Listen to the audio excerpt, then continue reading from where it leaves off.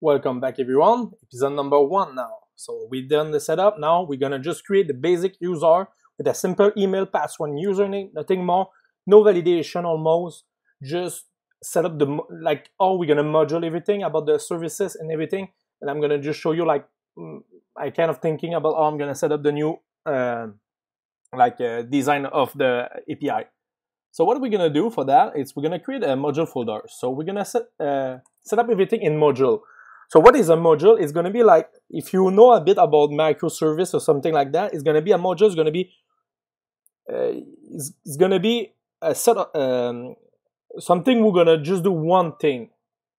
So here, this module going to do my Google Home. So the module going to do only one thing, and here is going to be the authentication. So as you know, in the app, we're going to do that authentication system. So that's going to be almost the only module we're going to have. So we're gonna not go too much further. So first thing we're gonna create inside the module, it's another folder called out. So that's gonna be the module called out for authentication. After that, we're gonna create an out.model.js. So we're gonna start by building the model. This is how I like to work. So first thing, we're gonna import the dependency we need. So we're gonna need Mongoose in the schema function. Here we're gonna do a const out schema equal new schema. And now here we're gonna go really fast. Nothing crazy, like I told you. String for email. We're gonna say password, it's a string too. And we're gonna have a username who's gonna be a string. Nothing crazy, no unique stuff, nothing. We just make the stuff work. We're gonna also, after that, import the model. So we need to give it a name for Mongoose. So we're gonna say for MongoDB, we're gonna call that out. And now that's gonna be the place where now this is something I start to do in my other project. It's to create a services. So what is a services? So you know the MVC pattern. We have a model, a view, and a controller. But the thing is, like I did on my other video, it's my controller was doing too much. And the thing is, if I want to refactor, or maybe if I want to, example, change my database to be a Postgres or like MySQL, something like that, if I do everything in the controller, I'm gonna need to mess up all my code and stuff like that. The code is not abstract too much. I need to abstract it more if finally I want to be able to reformat my code and make it work much better. So this is what's gonna be. So first thing, we're gonna import the out model, and we're gonna create a class called out services, and I'm gonna just put a class at the end because you're gonna know why. Here, the first thing I'm gonna do is I'm gonna create a register function. So this one's gonna be the register. So this is what we're gonna do in this video. It's the register kind of setup. This one, gonna receive an object where you're gonna have an email, a password, and a username. So here we're gonna just do the business logic. So we're gonna say if I have no email, I'm gonna say throw new error. Email is required. Else, if I have no password, I'm gonna do the same. So I'm going to just change that, say password is required, and else, if no username, I'm going to also throw this error, where now I'm going to say username, it's required. Username. After that, when this thing is done, so when we're sure that email, password, and username is there, what we're going to do is a try catch, where here, if I have an error, I'm going to throw the error. And now here what I'm going to do is I'm going to return my out.model.create, and I'm going to pass my email, password, and username inside that. As you know, that's going to be a promises, and this is what we want. We don't want to resolve the promises here. We're going to let the controller resolve the promises. Here what we're going to do is we're going to create an instance of the services. So I'm going to do the out services equal new out services class. So this way, you know why I call that class was only because I want to make sure that I can have out service available for me. Or what you can also do is say export default new out service class like that. And now if you do this way, you can remove this and remove that. So now what I'm gonna do is I'm gonna create my controller now.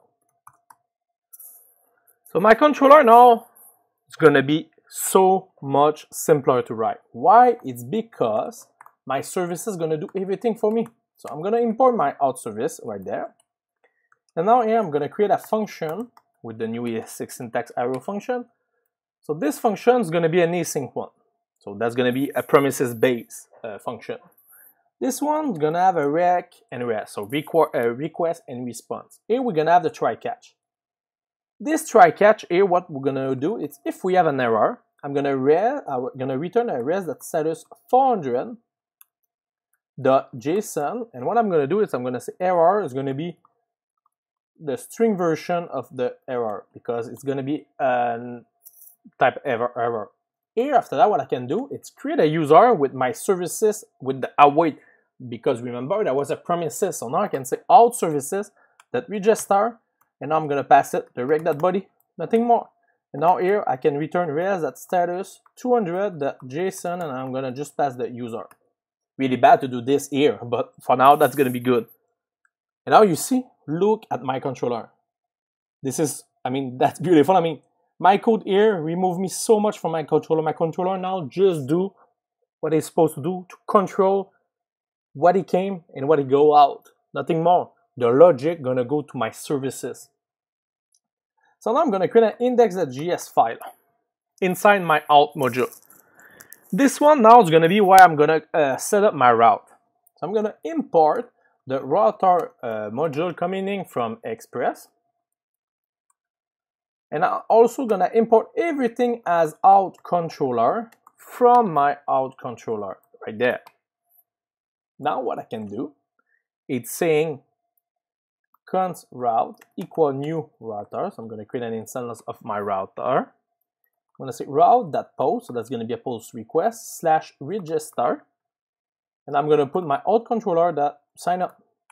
And finally, I'm gonna export default what we just did.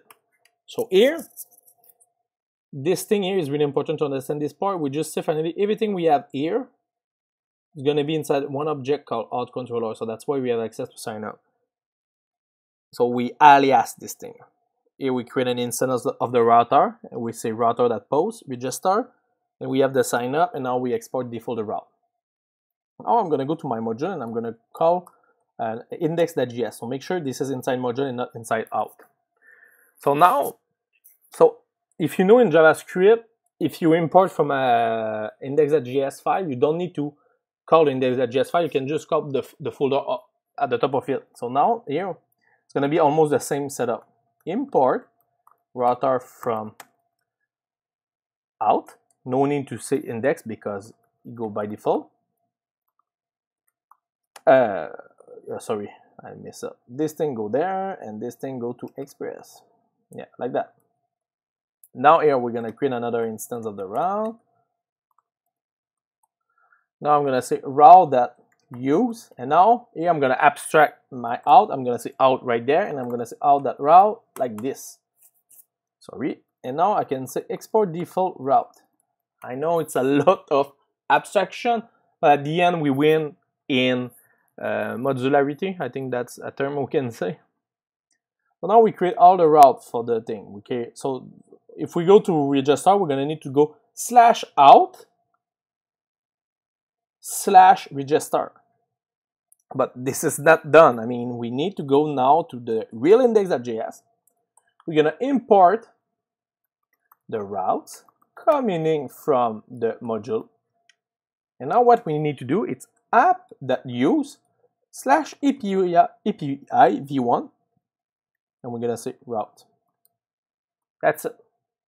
So now we're gonna check first thing if everything is breaking, but no, I'm lucky. So now we can create a user. I'm gonna check that by doing a post request in Postman, post request /API/v1/out/register. API-v1/out/register. So So now this thing needs 3 arguments. I'll click on Xform URL encoding, and now I'm going to show you if everything's worked. Now you see, email is required. Where this error came, if you see, it came right from here. So this error get called here from here.